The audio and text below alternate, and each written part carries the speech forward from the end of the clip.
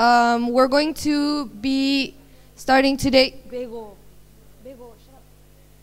Yeah, we're going to be starting with a continuation of the meetup that we had last week, which was done by Rudir as well. So I'll just pass the mic to him so he can get started.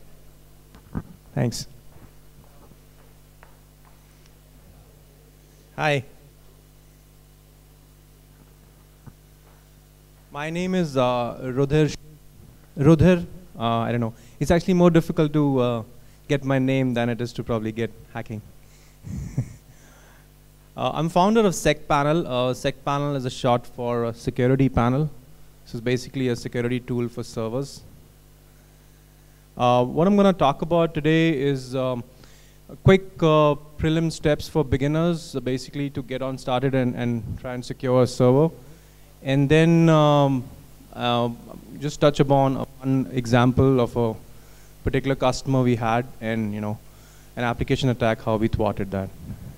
So the idea is to get you all started. I'm assuming some of you would probably, this might already be old news and knowledge that you have. But we can probably catch up on that in the question and answer session. So let's start with a story. So a long time back, about more than a decade back, I used to be a customer of Rackspace, which is arguably one of the finest hosting services. And one day when I came to office and tried to log into my server, I could not. So when I called them up and, after a little while of, back and forth, I discovered that we got hacked and somebody had just wiped clean the whole server. So I was kind of enraged because they used to be installed our premium service. We used to pay them more than double of anybody else. And I said, how come you aren't protecting me? So I was given a rude shock, and no fault of theirs, and that's the fact. The purview of services or hosting services companies, no matter how good, does not include security. So that's where the journey started. We actually had about more than 1,700 customers on that server, and it was a harrowing 3 days, trying to get them back. So the journey started, and that's how we founded Secpanel. So Secpanel's idea is to bring security to people who do not have the time to get tech knowledge. So non-techies can secure their servers. That's the whole idea. In addition to security, I'm also a little bit of a movie buff, and this is one of my favorite actors. It's Anthony Hopkins in the movie Fracture says, playing Ted Crawford. You look closely enough, and you'll find everything as a weak spot where it can break. That is, as you would know, that more or less the story. So unless you really secure and prepare servers, it's not a matter of whether, it's a question of when somebody will get in. So sometimes we hear about that Linux is secure, but I don't know where it comes from, but just some of the headaches on Linux, or any server for that matter. There are 3 kinds of, or more actually. So slow DOS is, as some of you would know, is a vulnerability in web servers, or by design they are the way. You can actually use a very small source of data to bring down servers rather than having to have large bots to do that. So well, there are some other problems, but not necessarily in a structured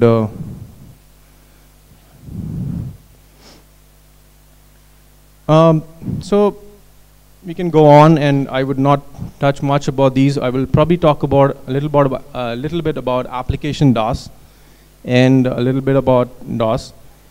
Let's start, however, with what we can do. If you get a server and you're getting started with a new server, what can you do to get on and quickly increase the threshold or security on your server?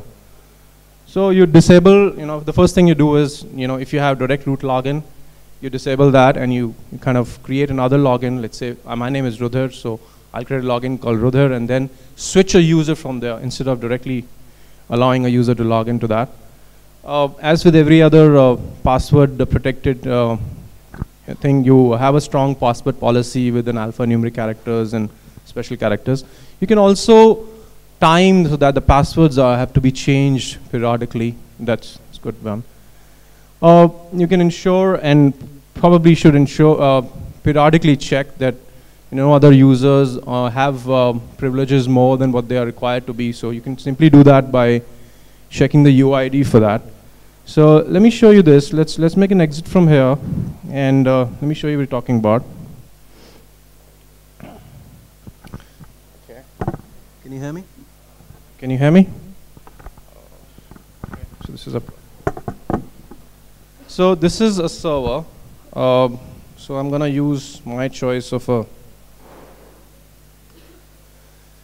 And so if you can see, my etc password looks like this. So apart from root, there isn't any other user here who has a 0 as the privileges.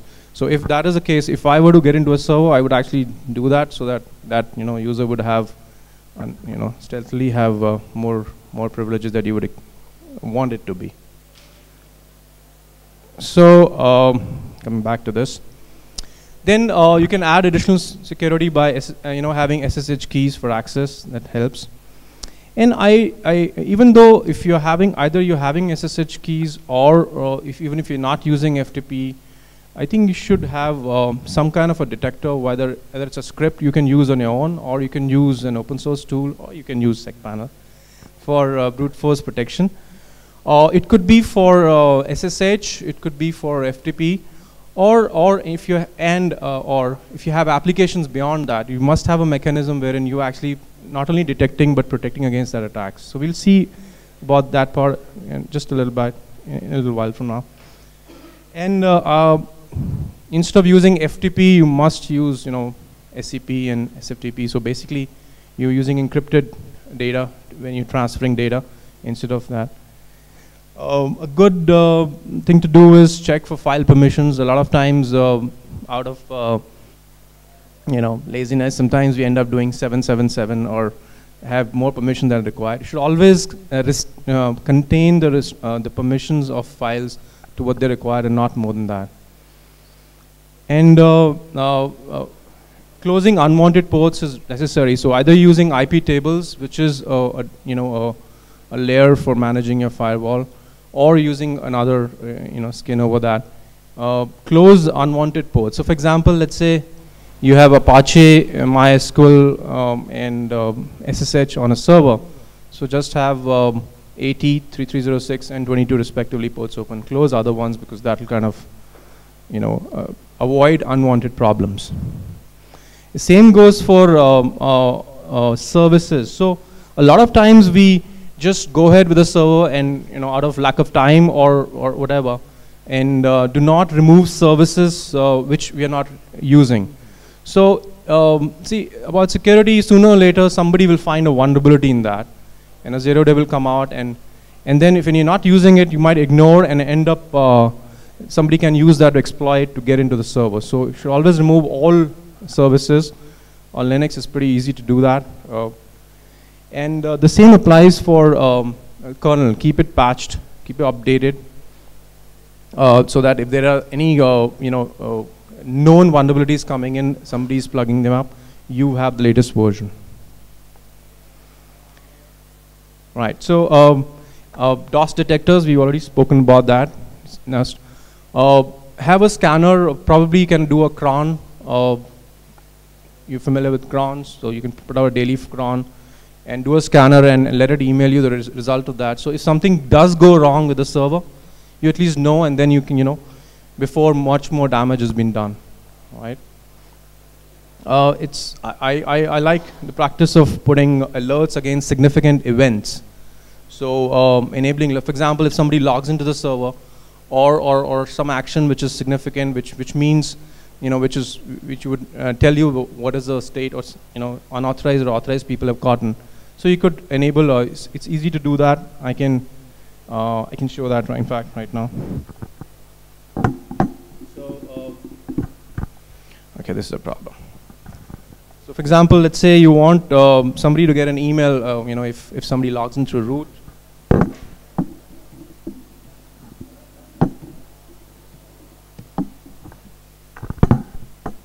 So you can use a bash RC file Basically, that gets executed, and you can do an echo here if you're using a mail server. So you can echo a message onto a mail server, and then let's look at function message, and then mail it to, let's say, your email address, r@secpanel.com. And then when somebody's logging in, this will execute it, and you can check this out. Hold on. Can you hear me? Can you hear me still? Yeah. Okay. So you could check it out this way. So you can just execute and say okay, and this will send you that. So so that's one way of triggering an alert from your main from a login. Sometimes you have multi-tenants on a server. So basically, if you have application developers working on the same server, right, you might want to contain, and you might want to see that people are not actually accessing or modifying files that are critical to you. That's one. Or there may be executables that you would want to know. If they get modified, you want an alert. So you could do, you can use stat as a function on Linux to start monitoring files, or use a monitoring file monitoring tool, which could be another thing you can do. And last but not the least, enable logging. It sounds simple, but most of the time we forget. I don't know, do any of us use WordPress here or in our applications? Okay, so WordPress doesn't have logging by default, by the way. I don't know if you knew that. Anyway. There is more information on how to do that. This is a 20-minute talk, so I couldn't compress much of it. So you can actually check this out. There are a lot of do-it-yourself tips on this site. It's free. So let's talk about now how intrusion. If you were to devise your own, or if any intrusion detection system, what it works like and what are the components. So typically 4 parts of it. There's obviously the attack, right? And that creates a noise or anomaly in the system. A noise could be a log which gets generated. And then there is a detection algorithm. You probably understand the patterns of noise, and there's an algorithm to see a threshold for that. And then, of course, action to stop it. So how does it translate? So let's take a classical example, and it may apply to other attacks as well. But let's take a brute force attack, and let's take, in this case, the case of SSH attack, right? So the log, what you're seeing here is somebody's tried to log in 3 times root at the IP address 192.237.177.103. And this will actually, are we all familiar with what a brute force attack is? Okay, so just to restate in case. So it's basically an attack wherein the attacker is going to use in an automated fashion all possible combinations of passwords that are available, and then try them one after another. Depending on how complex a password you have, it might take a few hours, a few days, or a few weeks before they get in. Obviously, they would not do it in a manual fashion, but this is just to simulate that, as to this is the result that's going to happen. So this is going to create a noise. So if it's a brute force attack and somebody's trying multiple, it's going to create a noise. For example, I'm using a CentOS 6.0 here in a file called varlog secure. And you could really easily check it by grepping it. So let's do this actually. Hold on.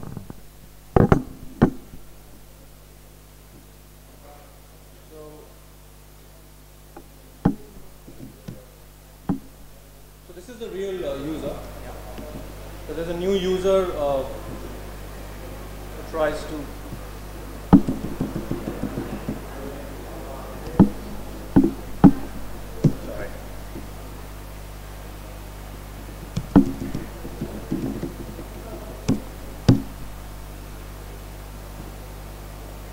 So one failed attempt, second, third, PAN comes into play. Try again, fourth attempt. Okay, so 3 attempts. Now, this is the noise that it creates. Let's see the noise that it creates. Okay,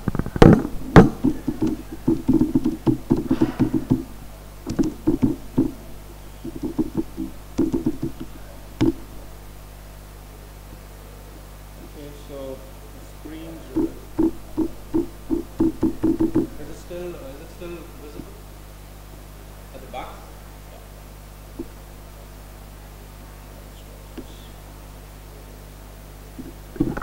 Yeah.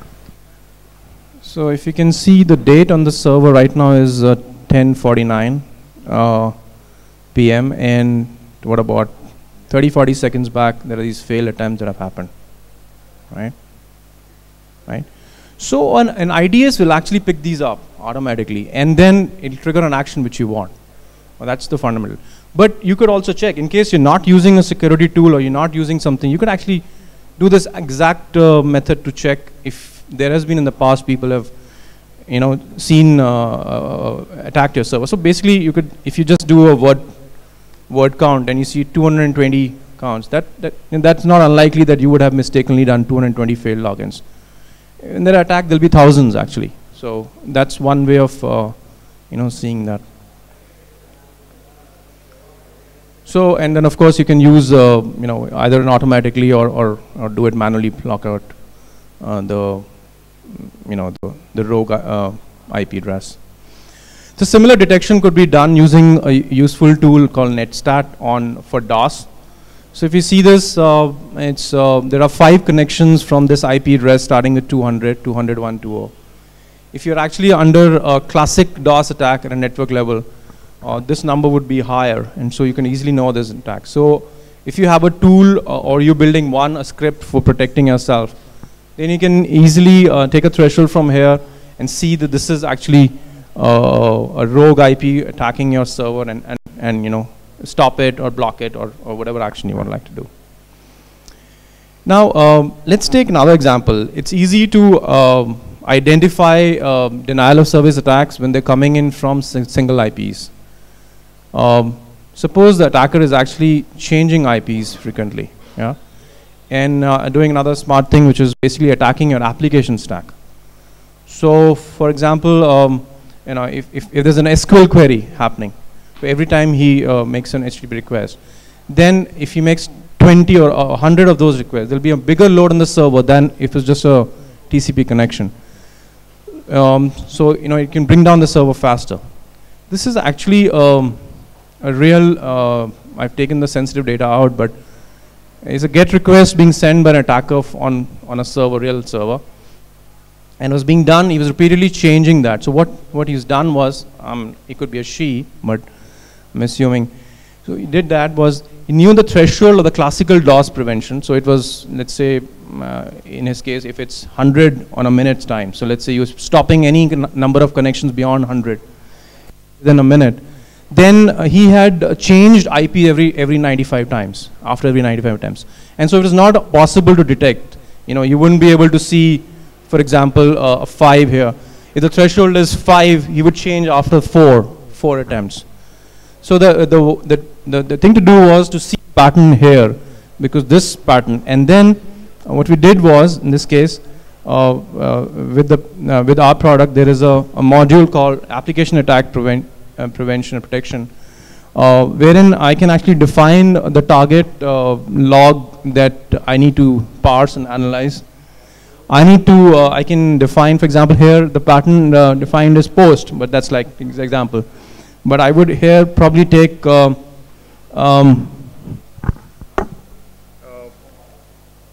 no, sorry. Take route is equal to common/home, assuming that is a unique pattern for this attack, and it does not come in a normal application, you know, calls. So do that, and then what it'll do is basically what it does is the same as here. You know, it takes a noise, it recognizes it, there's a pattern, and then it triggers an action. So we were able to block it, and his server was actually being brought down every 15 minutes using this app attack. And within a few minutes of we putting this up, we were able to stop it. Another, you know, commonly used CMS, it's probably one of the most popular ones.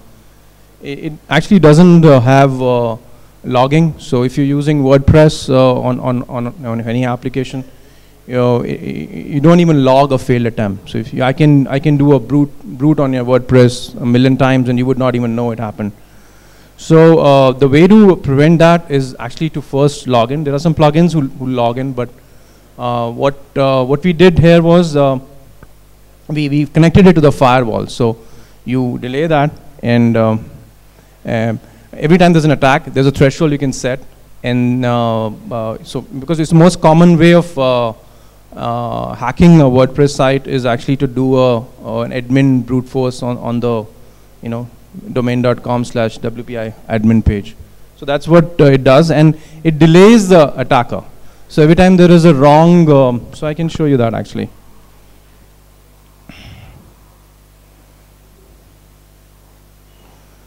Oh, sorry.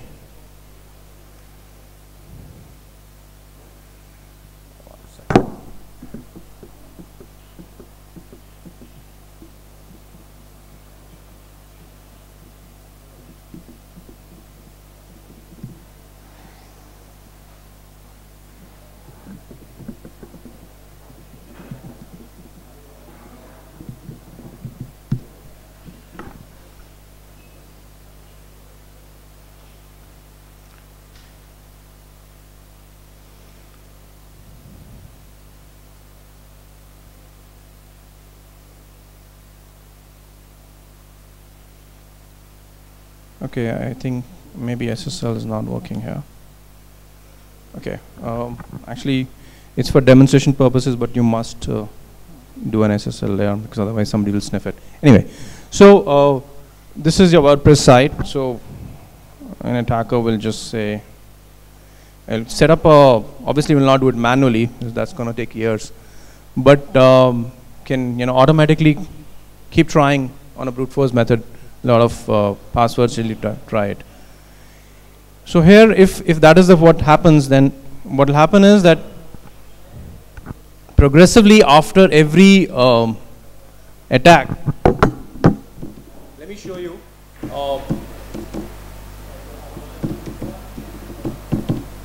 Been logging it, and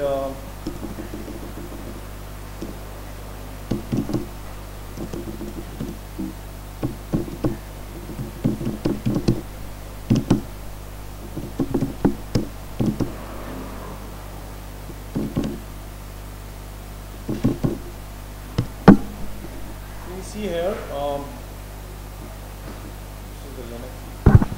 so this must be a local IP. So let's make another one. So this is where it is, and if now you actually make another false attempt, you see this was the last log at 7.1, and now it's logged in, and then it reaches the threshold. You can actually configure that to block it. WordPress says very openly, and it's a great piece of software, but it says on its site that one of the two most common attacks on WordPress sites is a brute force on the admin page. Yeah. So the point is that it could be any application. It could be WordPress, or it could be in a custom application that you're using. The method is going to be the same for attacks and prevention.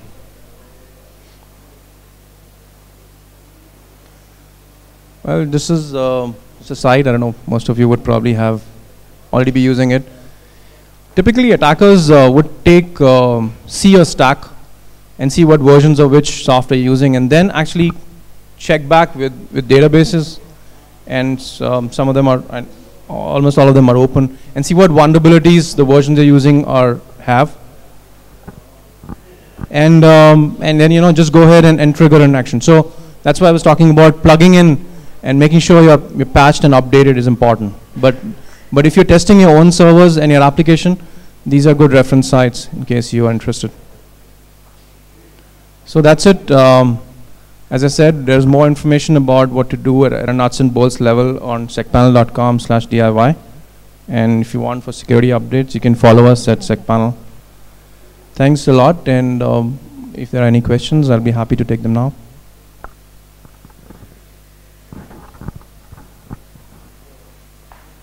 Question? Okay, no problem.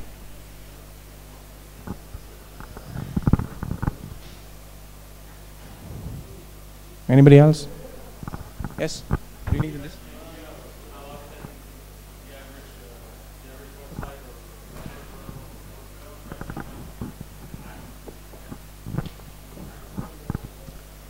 So I don't have global data, but I can tell you how data was. If you leave a WordPress site unattended, it doesn't take more than 2 to 4 weeks for somebody to scan it and take it down. A lot of times when customers tell us there's something wrong, we find that they've been hacked for months. And somebody's been sitting on their servers for, God knows when. For example, there was a WordPress site that I was looking at just 2 to 3 days back. And on 15th August, so is an Independence Day for India, so there's a lot of political thing happening. Somebody had posted a message defacing the site, but that guy was sitting on the server since April. Yeah. And so basically people, what they do is they run scanners. So do it automatically. Same applies to servers. They run scanners and seeing how many of you are using SSH on port 22. And so, and then, go ahead and trigger their automated attacks. And then if you don't have a high threshold, they'll get you. So that's a scary scenario. Yes. Thank you.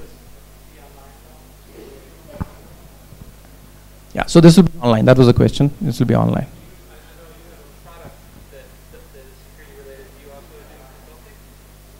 Yes, we do.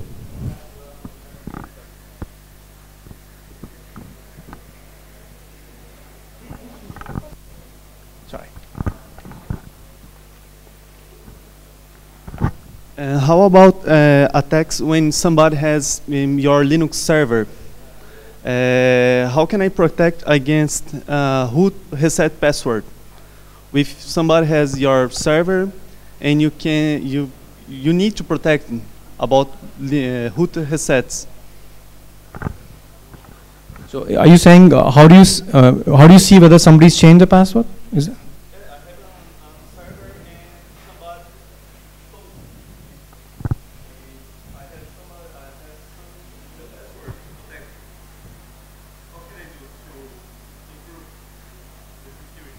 Okay.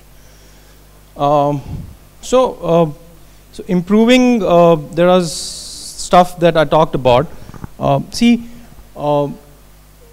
You can do a lot of these steps to prevent that. But I think you're asking what happens if somebody did that and how do you detect that? Is that what you're saying? Is that? Okay. So let's answer that if I've understood it correctly. Let's say that this is your server, right? And you suspect that somebody changed the password. Of course you would know, but let's say that there's another user and you can't contact him. So you can basically also check the status of the file. When was it last changed? So that's one way of doing that. But mostly it is a lot more complex. A smart attacker would not just change your password. In fact, they would just have a payload sitting there and would not make any obvious noise, so to say. And so they would use something which is at a driver level, which is called a rootkit, right? And which is difficult to detect. And even if you were to detect it, it will be difficult to actually, extricate it out of the OS. So you can run scanners. You can run, a daily or depending on what is the threat level for your server, a periodic scanner. And if you find something is wrong, my suggestion would be to, if you think at a driver level, is to actually clean up and reinstall. There's very little you can do there. Was I able to answer the question? Yeah.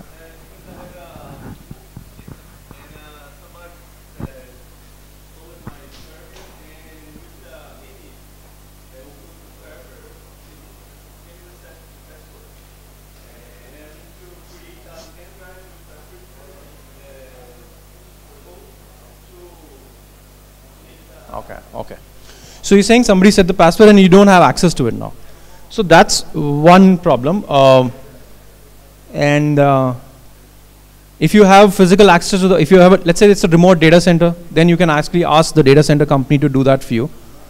But even if you were to reset the password back, the bigger problem would be the question that what did he do while he had access to the server? So anybody who's got access to the server is not going to just change the password and do that. He's going to put backdoors called rootkits and other stuff, and he's going to make sure that he controls it even when you're not seeing it at an application or at OS level. So if you see signs of that, a practical suggestion is, the time-saving suggestion is, take the backups, clean up, and reinstall. Yeah. Unless he's dumb enough just to change in mind things.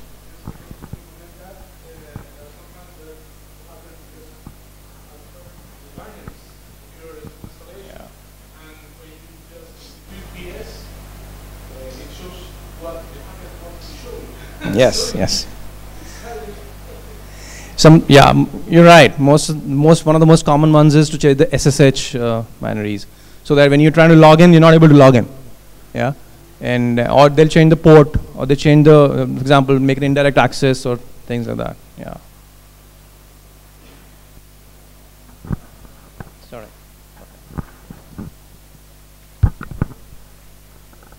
I understand that every hack starts with a bot that scans for open ports, etc. When does the bot leave? When does the bot change to a person? And is that worse? Well, it's obviously worse, but what's... So the question is, okay, sorry, you had the mic, sorry. See, most of the times, the difficult hacks have to be done in person, right? So they will put a scanner, and one of the common utilities is to use something called Nmap, and gives you a lot of information about a target server. And once you have identified that, typically people have tools which people already develop some tools. Let's say very low level, say a brute force, right? So they have an automated tool which will scan it, then attack it, and if gets access, then tell the attacker.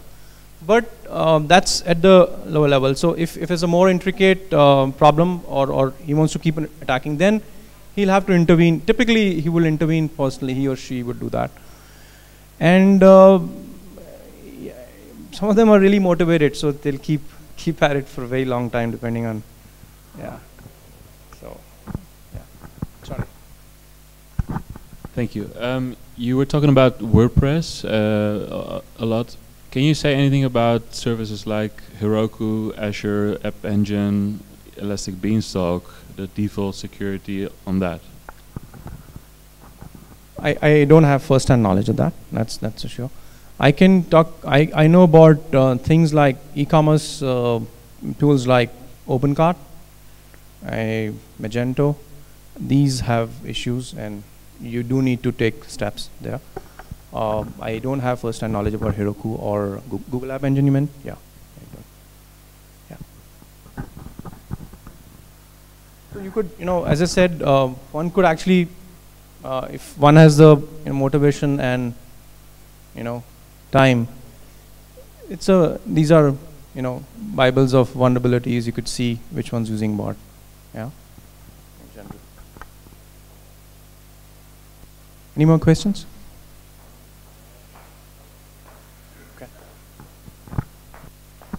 Okay, thank you guys.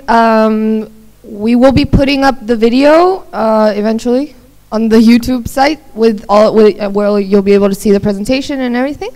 And we still have an hour, so Rudir will be here to answer more of your questions. So thank you very much for coming. Bye.